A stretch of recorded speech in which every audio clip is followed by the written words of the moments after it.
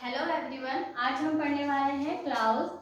Clause का definition होता है clause is a part of longer sentence each which there will be one subject and one verb. Clause जो होता है क्या होता है, किसी सेंटेंस का भाग होता है जिसमें एक सब्जेक्ट होता है और एक वर्ब होता है। फॉर एग्जाम्पल, अगर हम कहें Ram word heart, he fell, ये सेंटेंस है, ये एक सेंटेंस है क्योंकि ये दोनों एक पूर्ण सेंटेंस है। राम वर्ड हार्ट, ही फेल, ये दोनों एक सेंटेंस है। लेकिन अगर इसे ऐसा लिखा जाए Ram word heart but he failed, तो यहाँ पे इन दोनों सेंटेंस को जोड़ने के लिए एक कंजक्शन लगा हुआ है। इसमें राम वर्ड हार्ट एक सेंटेंस है और ही फेल्ड एक सेंटेंस हुआ। तो ये जो सेंटेंस होते हैं उसे ही क्लाउज कहा जाता है, उपवाक्य कहा जाता है या वाक्यांश कहा जाता है। ठीक है, वाक्यांश को कोई भी कंजक्शन लगाकर जोड़ा जाता है, सबऑर्डिनेट कंजक्शन या कोऑर्डिनेट कंजक्शन लगाकर दो सेंटेंसेस को जोड़ा जाता है। काइंड्स ऑफ क्लाउज होते हैं 3। प्रिंसिपल क्लाउज जिसे मुख्य उपवाक्य कहा जाता है, सबऑर्डिनेट क्लाउज जिसे आश्रित उपवाक्य कहा जाता है, थर्ड होता है कोऑर्डिनेट क्लाउज जिसे अनाश्रित उपवाक्य कहा जाता है। अब हम देखेंगे कि प्रिंसिपल क्लाउज किसे कहा जाता है। तो प्रिंसिपल क्लाउज उस क्लाउज को कहा जाता है जो सेंटेंस अपने आप में पूर्ण अर्थ रखते हो, वो अपने पूर्ण अर्थ के लिए किसी और क्लाउज पर निर्भर नहीं रहते हैं, उसे प्रिंसिपल क्लाउज कहा जाता है। एग्जाम्पल देखते हैं, रमेश इट्स अ मैंगो, इसमें लिखा हुआ है रमेश एक आम खाता है, तो ये सेंटेंस अपने आप पे पूर्ण है, किसी और क्लाउज पर ही निर्भर नहीं है, इसलिए ये सेंटेंस जो है वो प्रिंसिपल क्लाउज का सेंटेंस है। Next example, Megha writes a letter, ये भी सेंटेंस अपने आप में पूर्ण है, इसलिए प्रिंसिपल क्लाउज है। आई प्ले फुटबॉल, मैं फुटबॉल खेलता हूँ, ये भी सेंटेंस अपने आप में पूर्ण है, इसलिए ये प्रिंसिपल क्लाउज है। जो प्रिंसिपल क्लाउज होते हैं वो अपने आप में पूर्ण होते हैं, किसी और क्लाउज पर वो निर्भर नहीं होते हैं।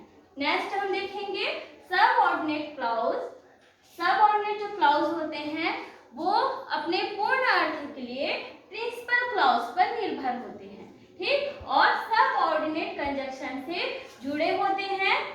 कंजक्शन है else, that, because, while, till, after, what, when और जितने भी WH वर्ड होते हैं वो सबऑर्डिनेट कंजक्शन होते हैं। एग्जांपल देखते हैं, I met the man who come yesterday, यहाँ पे दो सेंटेंस है, आई मेट द मैन एक सेंटेंस है, हु कैम यस्टरडे एक सेंटेंस है। तो यहाँ पे एक सेंटेंस जो है हु कैम यस्टरडे, ये है सबऑर्डिनेट क्लाउज, क्योंकि ये सेंटेंस क्या है, हु कैम यस्टरडे अगर हम बोल रहे हैं तो ये सेंटेंस अपने आप में पूर्ण नहीं है। अगर ये पूर्ण नहीं है तो इसे पूर्ण करने के लिए एक प्रिंसिपल क्लाउज की आवश्यकता है। आई मेट द मैन, ये एक प्रिंसिपल क्लाउज है, मतलब पूर्ण अर्थ वाला सेंटेंस है। जब सबऑर्डिनेट क्लाउज में एक प्रिंसिपल क्लाउज वाला सेंटेंस मिल जाता है तो ये सेंटेंस पूर्ण हो जाता है। तो I met the man who came yesterday, ये होगा क्या, सबऑर्डिनेट क्लाउज, और यहाँ पे एक कंजक्शन लगा हुआ है जो सबऑर्डिनेट कंजक्शन है हु।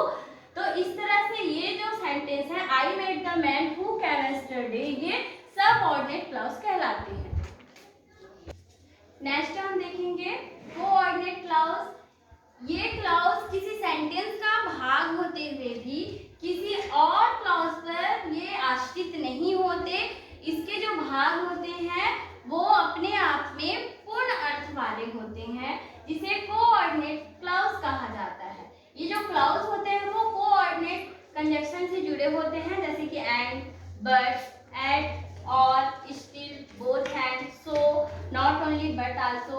इस तरह से और भी कंजक्शन है जो सबऑर्डिनेट कंजक्शन होते हैं। तो कोऑर्डिनेट जो क्लाउज है वो कोऑर्डिनेट कंजक्शन से जुड़े होते हैं। फॉर एग्जांपल अपन देखते हैं this is the Nokia phone but I like Samsung phone. हमने बताया आपको कि इसमें से जो दोनों क्लाउज हैं वो ऐसे क्लाउज होंगे, ऐसे सेंटेंस हैं जो अपने आप में पूर्ण अर्थ रखते हैं। This is the Nokia phone, अगर हम ऐसा कहें तो ये भी सेंटेंस अपने आप में पूर्ण है। आई लाइक सैमसंग फोन कहेंगे तब भी ये अपने आप में एक पूर्ण सेंटेंस है। तो ऐसा सेंटेंस जो अपने आप में पूर्ण होता है, किसी भी सेंटेंस का भाग होते हुए भी दोनों अपने आप में पूर्ण हो तो वो कहलाते हैं कोऑर्डिनेट कंजक्शन। और यहाँ पे आप देख रहे होंगे कि दोनों क्लाउज बट से कंजक्शन से जुड़ा हुआ है। बट जो है वो कोऑर्डिनेट कंजक्शन है। इस तरह से ये जो सेंटेंस है this is the Nokia phone but I like Samsung phone, ये